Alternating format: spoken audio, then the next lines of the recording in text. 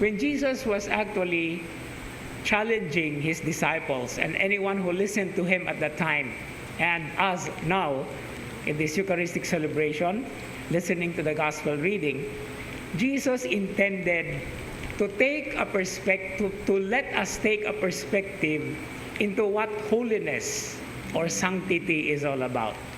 Let's just take, for example, the very first part of today's gospel reading. The second part, with the details that he has given, trying to describe and deepen the understanding of what the law is, meaning to say, going beyond what is written, going beyond the letters of the law, meaning to say, embracing the Spirit, is actually what Jesus was intending to try to surpass the righteousness of the scribes and the Pharisees. And knowing that the scribes and Pharisees are really very much into the law, what was Jesus trying to tell us? The simplest way of putting this into context is, whatever is ordinarily given or whatever we ordinarily do, yes, we can do that. Even the routines that we have, no?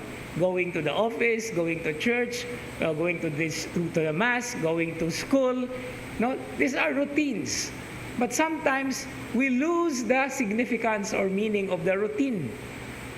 Ordinary deeds, ordinary things that we do, sometimes we just brush aside. Ay, ordinaryo ra bitaw na. And we never fail to see the gem that is found in it. Real holiness is found in doing the ordinary things, as we always say, and I always use this, in extraordinary ways. No, unsa ang naanda nato nga buluhaton, ato gihapon buhaton, but we have to do a little bit something more. And that is what it means to surpass the righteousness of the scribes and the Pharisees. Because if we only are doing what we ought to do, then what sense it is? That is our obligation.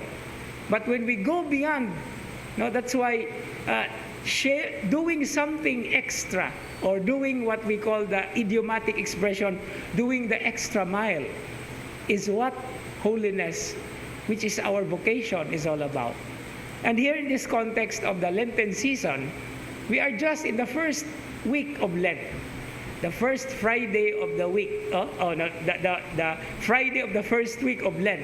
We are already put into the perspective of recalling and reminding what ordinary things we are doing. We are doing it good, better, but we have to do what is best. And the best is doing extraordinarily what we do ordinarily.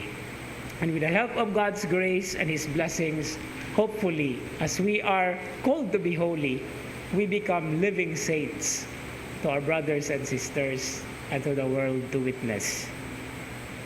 Amen.